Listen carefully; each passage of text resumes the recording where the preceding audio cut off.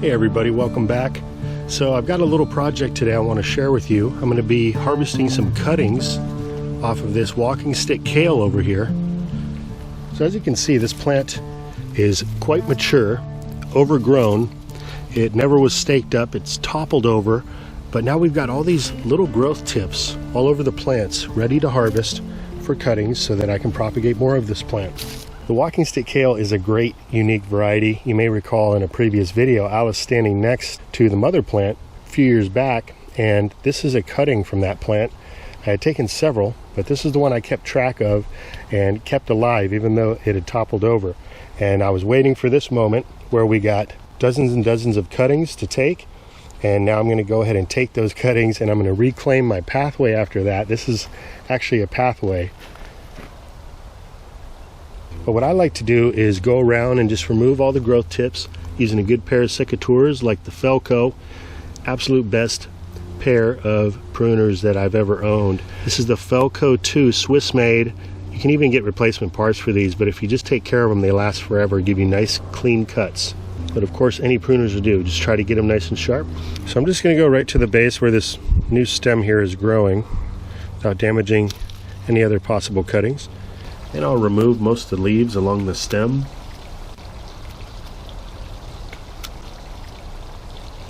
And I'm going to leave a couple leaves on top for photosynthesis. I'll leave that little one on there. Just like that. Now, this is a little cutting. And I'll clean up the bottom there, just like that. All of these are little nodes that want to sprout out new growth. This is a nice clean green cutting. This is going to grow a new mother plant, no problem. And most of the time you're not going to want to cut all the way flush when you're taking the leaves off. If you pull them off, it doesn't matter, like that, see? And the node is still left. But if you're cutting, you don't want to cut flush or you'll cut the little tip of the node off and stop that growth from occurring. So leave a little stump there where each leaf is removed. It'll just dry up, wilt, and fall off in a few days anyway. And of course you can harvest several at a time.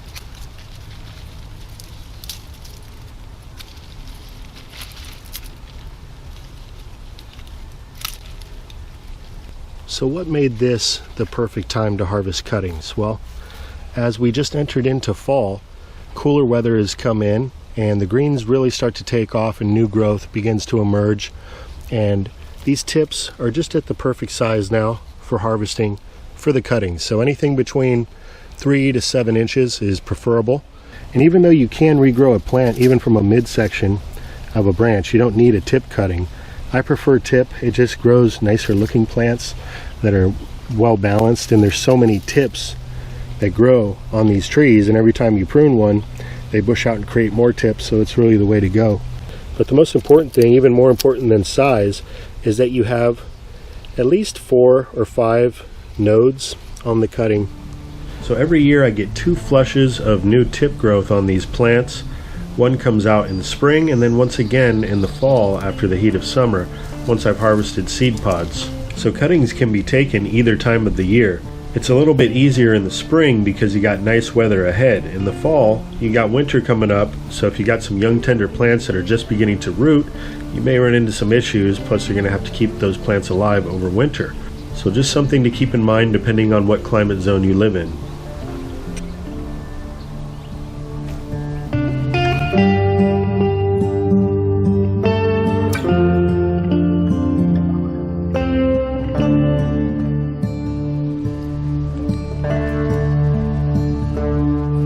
Because after I take my cuttings today, I'm taking the entire plant out, reclaiming the pathway.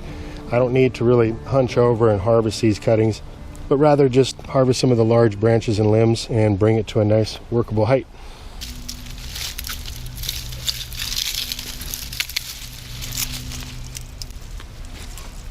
This is one of the main branches that snapped during the windstorm. Pull that off.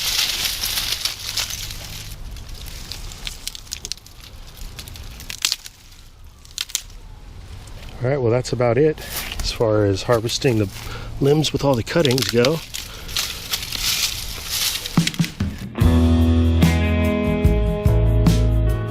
Just look at this size of the trunk, the walking stick kale, and how woody it is, how fibrous.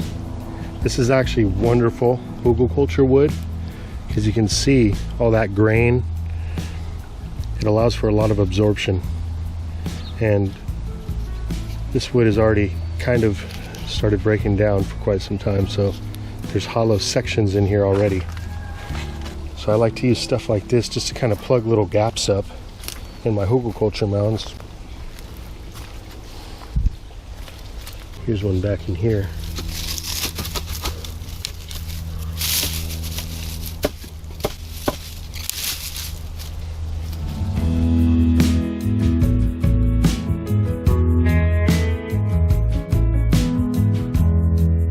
By the way, if you were wondering what this is my chicken nesting boxes.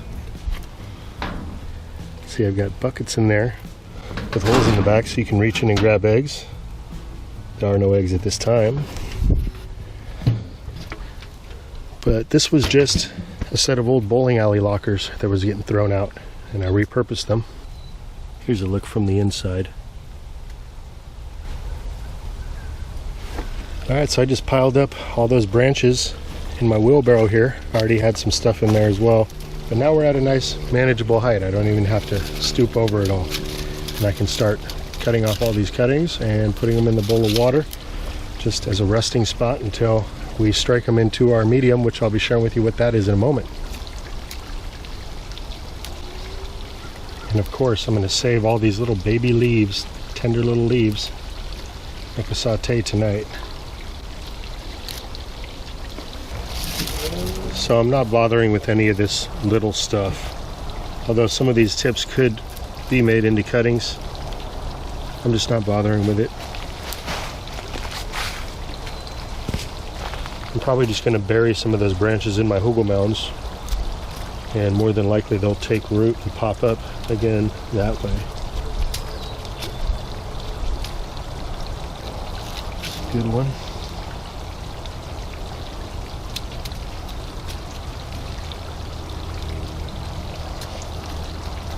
I switched over to just using the secateurs the whole time. It's just better, it's cleaner, and you develop a rhythm.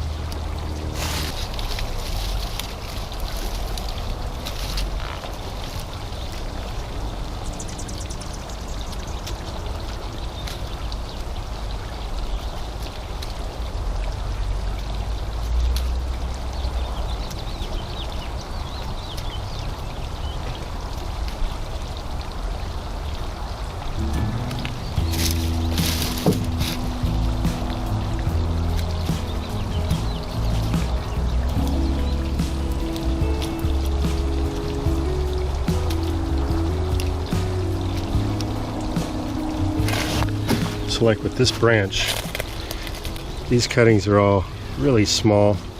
So what I'm going to do,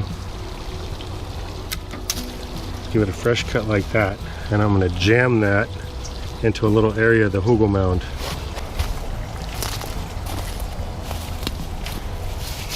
Right over in here.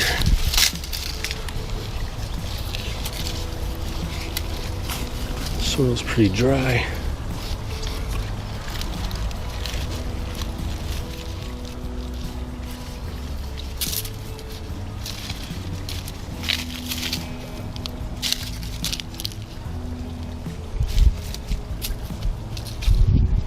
And the rest of this stuff I'm just going to chop up as hugel wood and kind of bury it in the mound as well in that same area.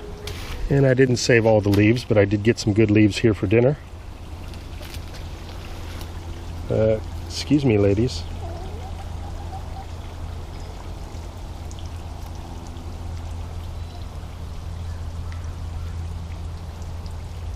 So here's what we ended up with cutting wise. I'm going to guess, I don't know, 35 cuttings maybe? We'll find out soon enough. But the way that I'm going to root these is the quickest, easiest, simplest, cleanest way that I found to actually get these cuttings going, whether it's a fresh cutting like this or a hardwood cutting, and that's using play sand.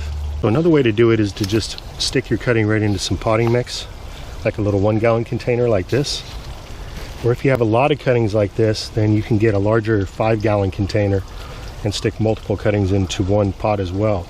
So most people are probably going to go with this because they're not going to have the sand that's set up going. So now the sand I have in these little trays. These are actually oil pans, little containers you can get at the dollar store. And then for drainage, what I did, I showed you this in another video. Maybe I can find a link for that and put it below.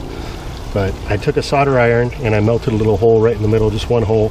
And then from the inside, put a little piece of window screen with some Gorilla Tape to secure it down. And then I put the sand in, and that's held up nicely. It keeps the sand from draining out like an hourglass when it's dry. So that's important, but you do need some drainage as well. I'm just going to moisten this real quick.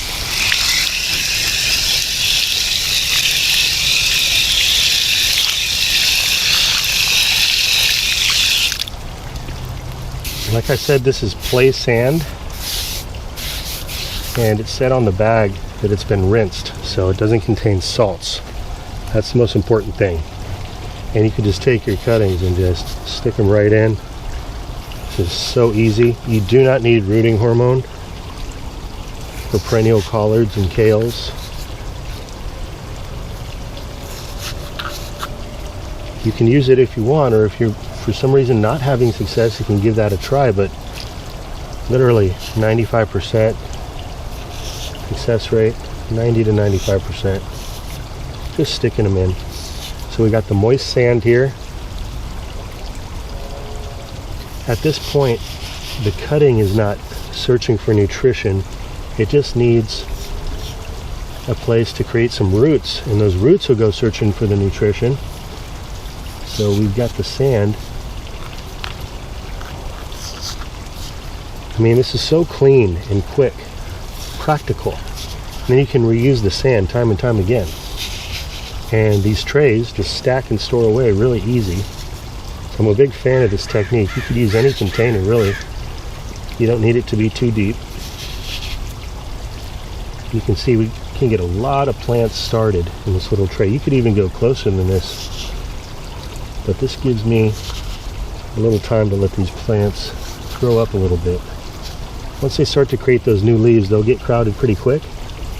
But then what we're going to do, and I've shown this in previous videos, and I'll put links below to some of those videos to show you exactly what I'm talking about.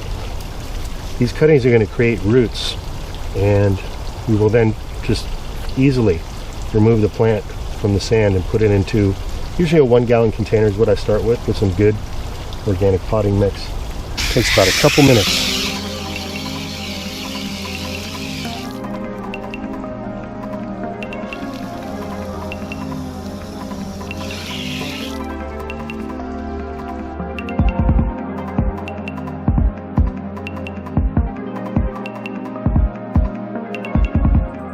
I want to thank you all for tuning in today. Alice and I always enjoy when you guys chime in, even if it's just to say hi. Shoot us a comment down below. We love that. We love hearing from you.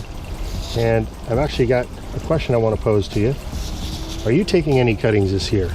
If so, is there a particular plant that you're looking forward to propagating, or something you've had great success with? Share it with us down below.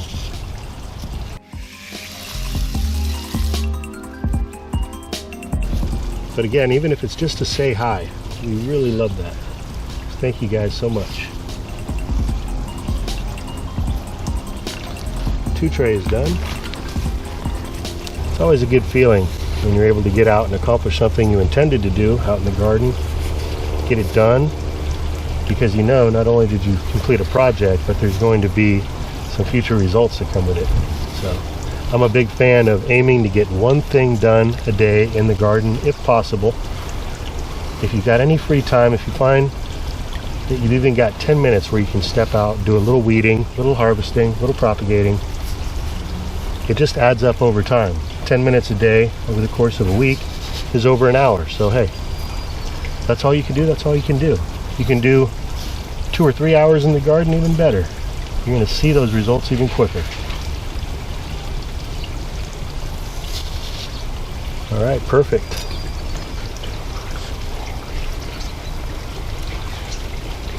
So I think I counted 56. I counted through quickly. So somewhere, about 50 cuttings off of one plant. So turning one plant into 50. And there's actually a really good chance that every single one of these cuttings survived. I've had success like that doing this technique, so if I do lose a few, we're still going to be right in that 50 cutting range, but I'll keep you guys updated and posted as these cuttings develop, and once they root and we transplant out, I'll add that in a future episode as well.